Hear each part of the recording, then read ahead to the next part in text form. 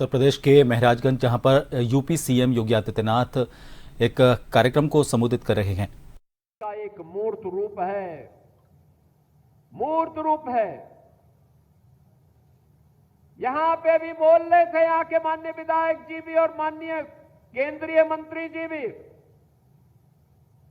वर्षों से 20 वर्षों से 25 वर्षों से इंतजार था लोगों को कि रोहिन में बैराज बने। पिछली सरकारों के पास अपने परिवार का पेट भरने की फुर्सत ही नहीं थी। जमीन लुटवाने की फुर्सत मिले तो विकास करें। अभी आपने देखा होगा, परसों ही देश की संसद में वक्फ बोर्ड संशोधन अधिनियम पारित किया है। अब वक्फ बोर्ड के नाम पर जमीनों पर कोई डकैती नहीं डाल सकता है, लूट खसोट नहीं हो सकती है, चौराहे की जमीनों पर कोई कब्जा नहीं कर सकता है। अब सार्वजनिक संपत्ति जो भी होगी, जो राजस्व की भूमि होगी, उसका उपयोग विद्यालय बनाने में, चिकित्सालय बनाने में, कॉलेज बनाने में, मेडिकल कॉलेज बनाने में, ऐसे बैराज बनाने में, गरीबों के लिए आवास बनाने में ही उसका उपयोग होगा। किसी बोर्ड के नाम पर लूट खसोट हमेशा के लिए लगाम लगाने का काम किया है। वक्फ बोर्ड संशोधन अधिनियम पारित होने के कारण अब ये मनमानेपन पर लगाम लगेगी। मैं इसके लिए प्रधानमंत्री मोदी जी का, गृह मंत्री अमित शाह जी का हृदय से आभार व्यक्त करता हूं, क्योंकि उत्तर प्रदेश में भी लाखों एकड़ लैंड वक्फ बोर्ड के नाम पर नाजायज तरीके से कब्जा करने का काम हुआ था। इसमें किसी गरीब का कल्याण नहीं हो रहा था, चंद लोगों के लिए लूट का एक माध्यम बन गया था। इस लूट पर अब लगाम लगेगी, सख्ती से लगाम लगेगी, और उसी लगाम के क्रम में आज हम सब आपके बीच यहां पर आए हैं।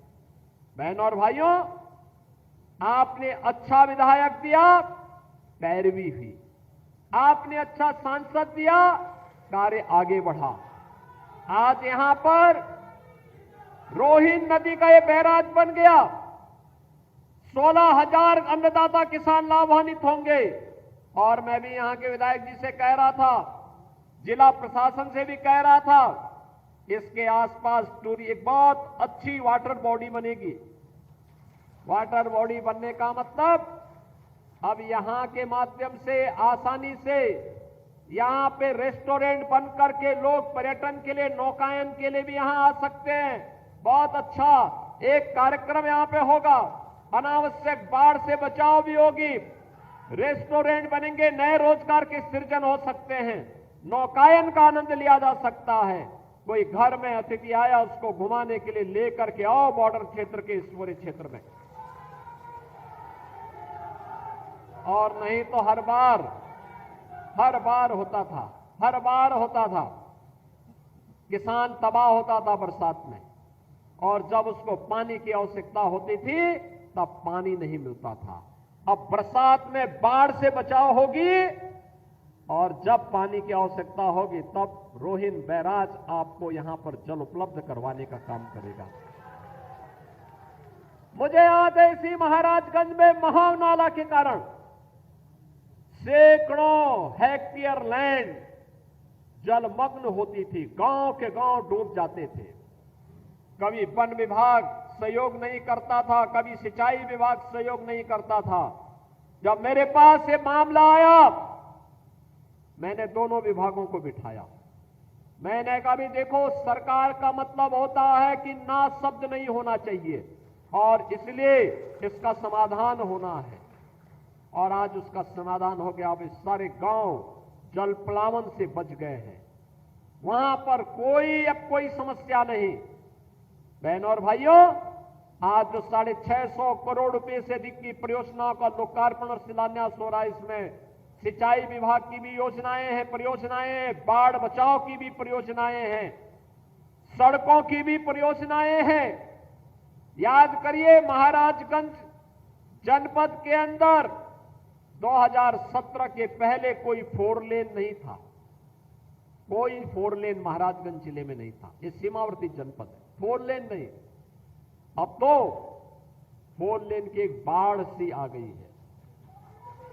गोरखपुर नौतनवा मार्ग, गोरखपुर नौतनवा सुनौली मार्ग के फोर लेन के अंतिम चरणों में चल रहा है।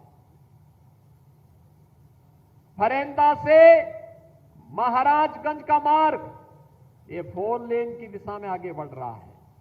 गोरखपुर से हम लोग जब आ रहे हैं परतावल होते हुए महाराजगंज ठूठीबाड़ी निचलौल ठूठीबाड़ी के लिए निकल रहे हैं, ये भी फोर लेन बनने की दिशा में आगे बढ़ रहा है। हर मार्ग, गांव का मार्ग जो पहले 3 मीटर भी नहीं होता था, हमने कहा 3 से काम नहीं चलेगा, विकास आगे बढ़ाना है तो इसको 7 मीटर कर दो, कम से कम 7 मीटर होना चाहिए। 7 मीटर के मार्ग को 10 मीटर के किए जा रहे हैं।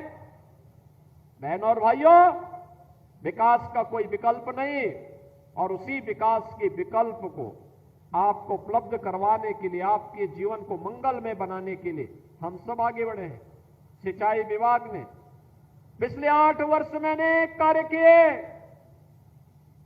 अर्जुन सहायक परियोजना ये बुंदेलखंड के अंदर बनी। मुझे याद है जब तक सिंचाई की परियोजना नहीं थी, वहां के खेत का सालाना अगर किसी को खेत किराए पे देना होता था 5,000 रुपया नहीं मिलता था, और आज उसी महोबा में 50,000 रुपया उस खेत का मिलता है, सालाना 50,000 रुपया। याद करिए, किसान को 50,000 की कमाई अगर हो जाए एक खेत में, बहनों और भाइयों, उसकी इनकम तो बढ़ेगी। अर्जुन सहायक परियोजना प्रधानमंत्री कृषि सिंचाई योजना के अंतर्गत पूर्ण हुई। हजारों हेक्टेयर लैंड को सिंचाई की सुविधा प्राप्त हुई। बाण सागर की परियोजना, ये बिंदु क्षेत्र में 2.5 लाख हेक्टेयर भूमि को सिंचाई की सुविधा दी है। ऐसे ही सरयू नहर राष्ट्रीय परियोजना, सरयू नहर राष्ट्रीय परियोजना बनी थी 1972 में, कभी पूर्ण नहीं हो पाई, क्योंकि अन्नदाता किसान पिछली सरकारों के एजेंडे में था ही नहीं, उनके एजेंडे में था ही नहीं, इसीलिए किसान आत्महत्या करता था।